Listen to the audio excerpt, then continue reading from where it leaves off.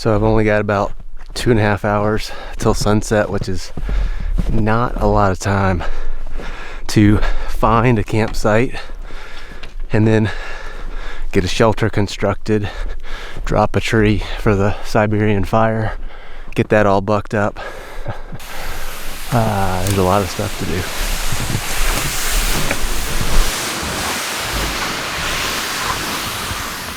do. So I'm looking for a tree that's laying on the ground that has been laying there for a while and is good and damp, and then another good tall straight dead dry tree for the actual firewood.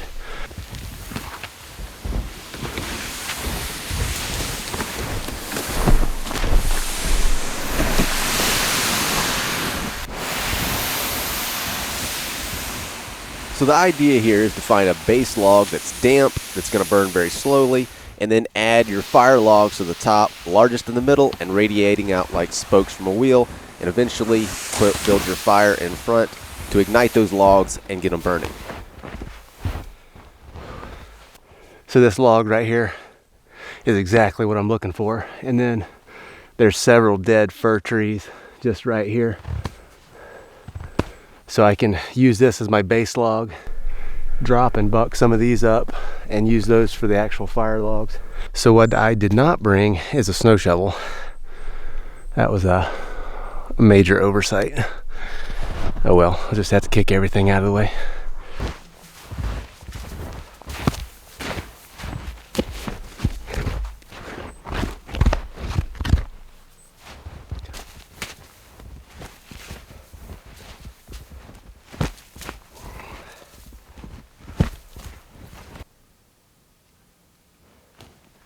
I'm gonna go after that tree right there.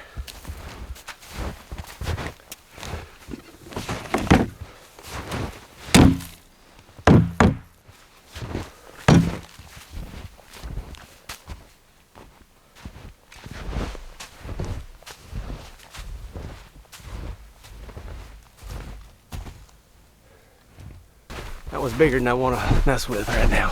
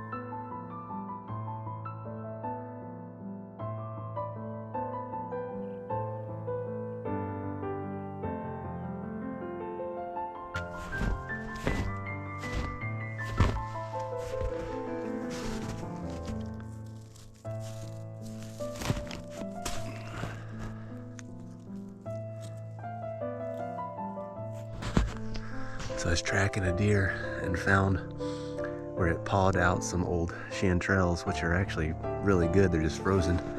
So take those back, have them for dinner.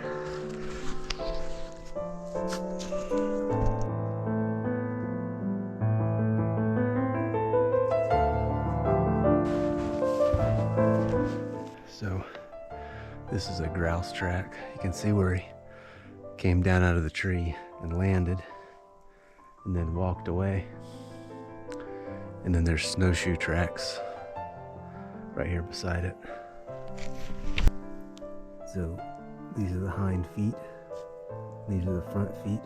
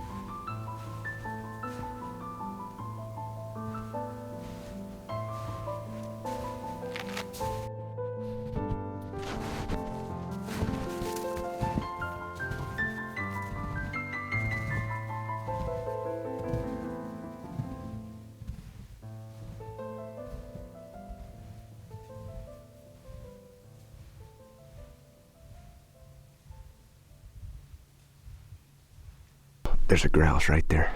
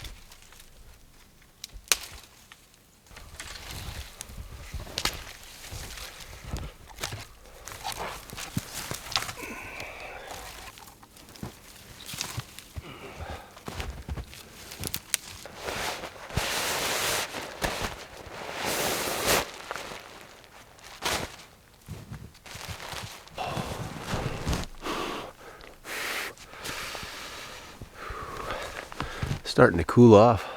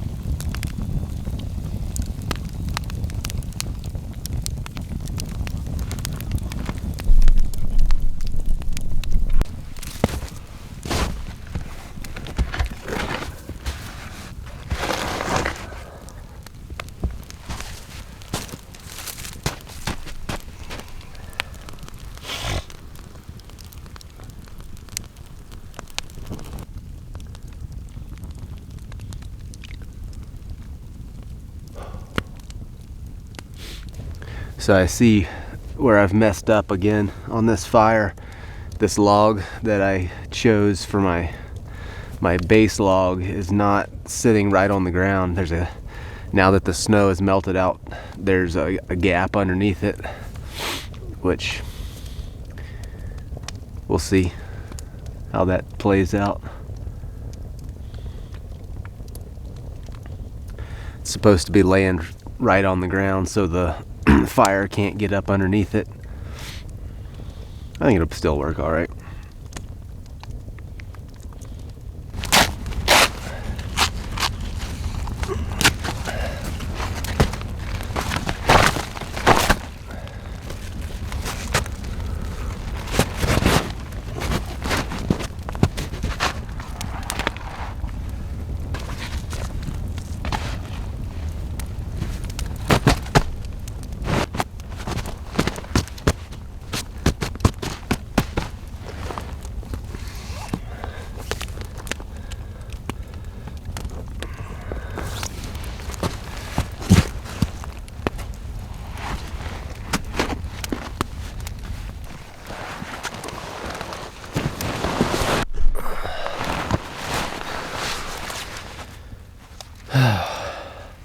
Well, I think that's gonna wrap it for the night. I'll see y'all in the morning. Enjoy the clear night stars. There's a bazillion stars out. It's clear. It's gonna be a cold one. See y'all in the morning.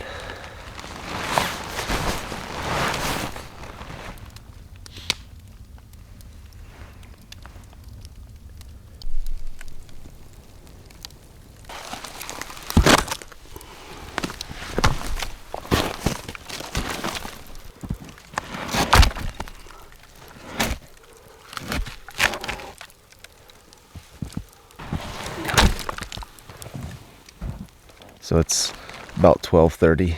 Fire's been going since about maybe 5:30, and just got up, had to readjust the logs a little bit. But even though it's just smoldering now, it's still putting out quite a bit of warmth. It's probably, I don't know, 18 degrees Fahrenheit out here, and I can sleep very comfortably without even zipping up my sleeping bag.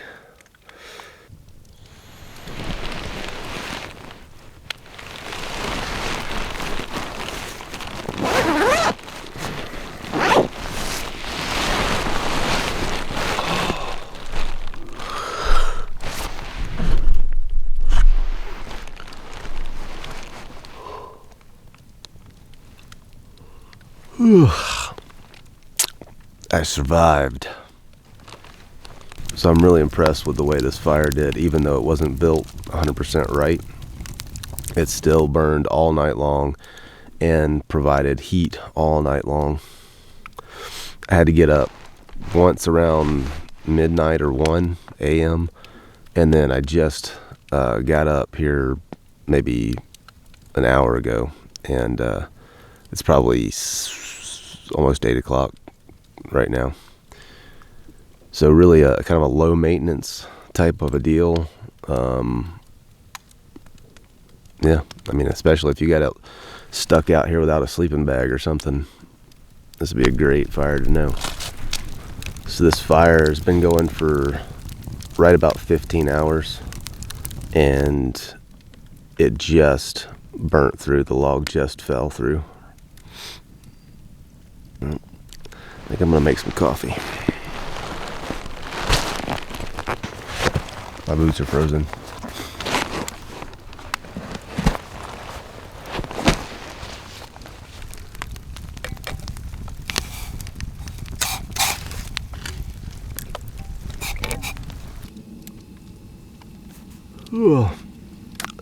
So if I were gonna stay here for another couple of days, I would need to move down on this log a little bit so I could rebuild the fire.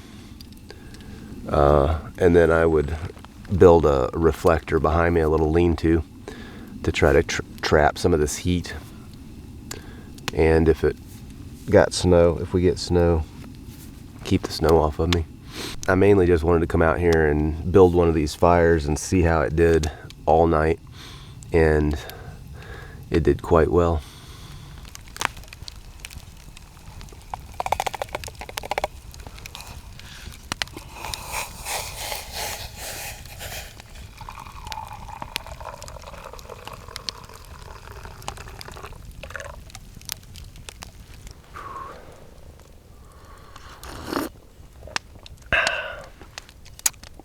Not the best coffee, but it'll do. Thought about bringing the French press and all that stuff, but it's like, nah. I can drink instant coffee for a night or two. People ask me all the time what kind of food I craved when I was on alone, and I didn't crave anything. And really, I just miss coffee.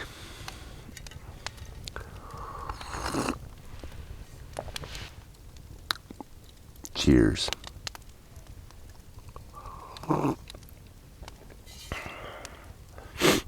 So I did a video a while back. I think it was the one on the where I went over all the clothing and stuff that I took on alone.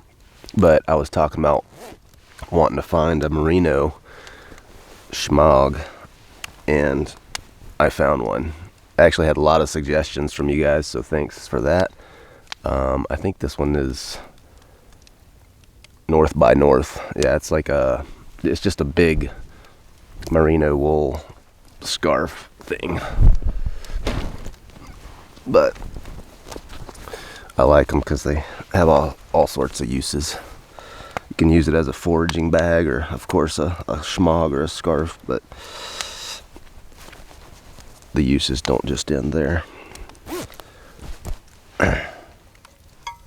So the night started off really clear and just beautiful stars, but we had some cloud cover move in this morning, and it actually warmed up a little bit. I'm not sure what the temperature is right now, but it's not super cold. I don't know, it's maybe 20 degrees Fahrenheit right now.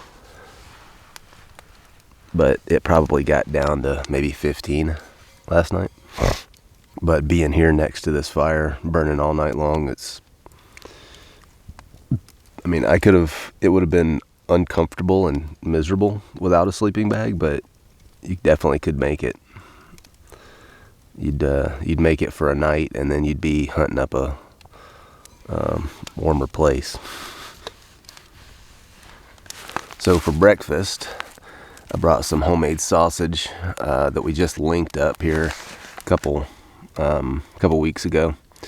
This is venison sausage with smoked jalapenos. Liz has the video over on her channel that shows how to make this stuff. So I went ahead and blew up my Thermarest last night because I didn't have enough time to collect enough boughs.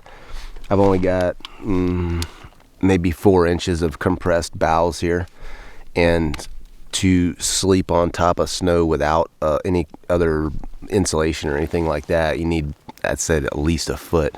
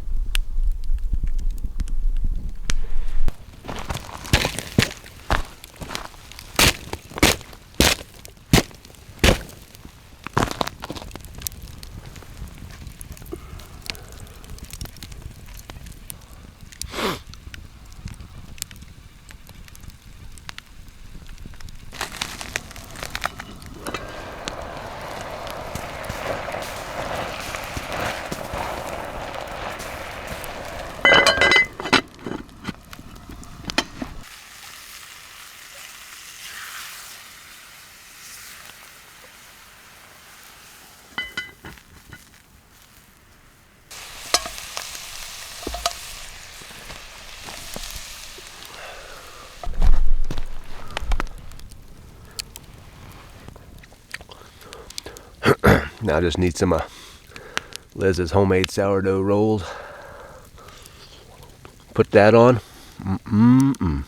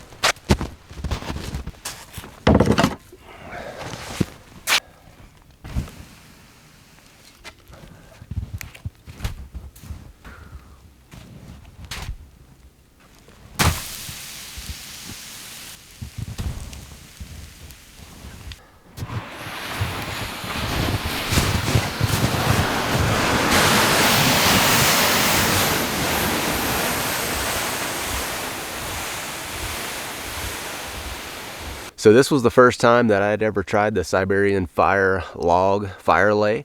But even though I didn't construct the fire exactly the way that textbook it should be constructed, I was still very impressed with the way it performed. I mean, that thing burned for 14 hours and I only had to adjust it a couple of times. So this is definitely one that I'll be using in the future.